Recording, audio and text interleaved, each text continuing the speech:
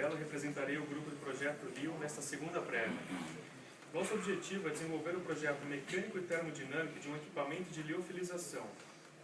Conforme apresentado na primeira prévia e com base nos estudos do mercado, o projeto LIO será desenvolvido para produtores alimentícios de médio porte, com foco no tomate, um dos alimentos mais desperdiçados atualmente, podendo também ser utilizado para outros alimentos. A liofilização do tomate visa a diminuição das perdas ao longo da cadeia produtiva, criando um novo mercado de produtos liofilizados de longa validade e valor agregado. A liofilização tem como princípio a sublimação, que é a passagem da água do estado sólido para o gasoso sem passar pelo líquido. A velocidade de deteriorização do alimento e a sua quantidade de água estão diretamente ligadas. A liofilização atua eliminando a água do alimento e assim reduzindo a taxa de deteriorização. Este gráfico mostra que a liofilização e, consequentemente, redução de água também reduz o escurecimento do alimento. Nota-se que, apesar de seco, ocorre a oxidação do alimento, tornando-se necessário o uso de embalagem hermética. Produtos liofilizados possuem vida de prateleira muito maior, conservam as propriedades nutricionais e aromas, além de serem mais fáceis de transportar. Segundo a Anvisa, a validade do tomate liofilizado é de 2 anos, enquanto o fresco é de 3 dias. O diagrama de fase é a base para o estudo de liofilização, estando pressão em bar e temperatura em Kelvin. Na pressão de 0,61 vezes 10 a menos 2 bar e temperatura de 273 Kelvin, temos o ponto triplo da água, onde coexistem os 3 estados em equilíbrio termodinâmico. Na etapa de congelamento, parte das condições ambientes, 1,01 bar e 296 Kelvin, resfriando o produto até 243 Kelvin. Os critérios de seleção do sistema de congelamento foram a temperatura de colapso do tomate de menos 41 graus Celsius, temperatura de congelamento acima de 0,06 graus Celsius por segundo, para que se formem microfissuras e facilitam a liofilização, e a quantidade de tomate de 105 kg a ser processado por ciclo. Devido ao porte do equipamento, o congelamento terá de ser fora da câmara, e para tal, selecionou-se um freezer comercial. O freezer selecionado foi o da Thermo Scientific, que possui range de temperatura de menos 12 a menos 30 graus Celsius, potência de 1,75 kW e alimentação de 230 volts AC. As dimensões são 711 por 1.219 por 1.993 milímetros, custo de $7.000 em setembro de 2013.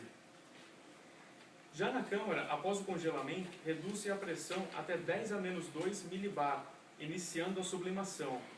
São necessários para o processo de sublimação a câmara, bomba de vácuo e uma unidade de refrigeração. Os critérios da seleção da bomba de vácuo foram pressão de 10 a menos 2 milibar, o volume do conjunto de 1,4 metros cúbicos aproximadamente e o tempo de estabilização do vácuo de 13 minutos. Dentre os tipos de bomba de vácuo foram escolhidas as principais capazes de atender ao processo, que são de pistão, rolagem, palheta rotativa e de pistão rotativo. Os itens considerados para a definição do tipo e modelo foram custo inicial, facilidade de manutenção, segurança operacional, eficiência e consumo de energia.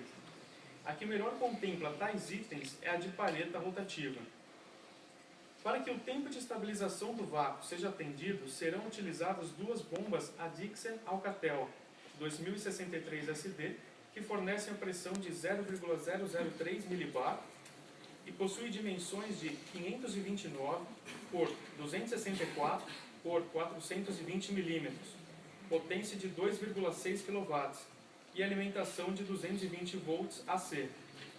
Seu custo unitário é de $9.850 em setembro de 2013. A câmara e as prateleiras foram dimensionadas com base no volume do tomate, a ser processado por ciclo, segundo as normas da NBR 16035, ASME 8 e a NR 13. Para a ergonomia foram utilizadas as normas NR17 e a NBR 15127. E para o manuseio de materiais em contato com alimentos, a FDA, US Food and Drug Administration. O primeiro item a ser dimensionado foram as prateleiras.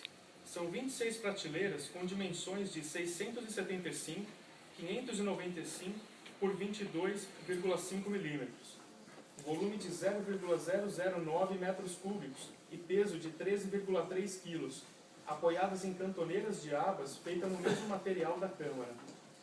Em seguida, foi dimensionada a câmara de vácuo. A câmara possui diâmetro de 1.200 e comprimento de 1.469 milímetros. Pesa aproximadamente 650 kg e será feita em aço AISE 304. A tampa frontal do mesmo material terá visor de vidro laminado e sistema de fechamento basculante.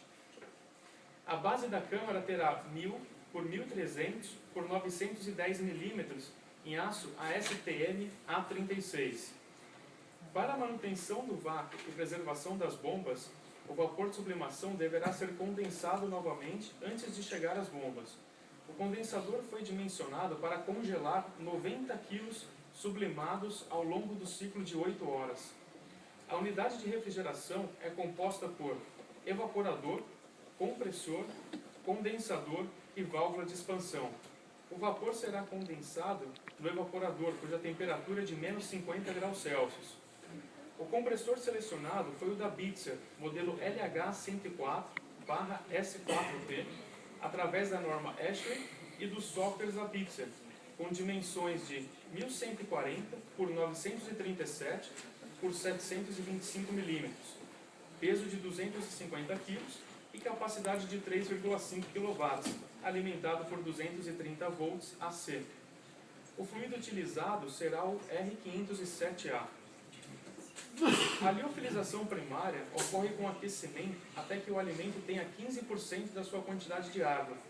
Em seguida, ocorre a liofilização secundária, até que o alimento tenha aproximadamente 2% de água. O aquecimento do alimento intensifica a sublimação e pode ser feita de 3 maneiras: por radiação do sistema de aquecimento sobre as bandejas, por condução entre as bandejas aquecidas e o alimento contido nela, ou por micro-ondas, aumentando o nível de agitação molecular.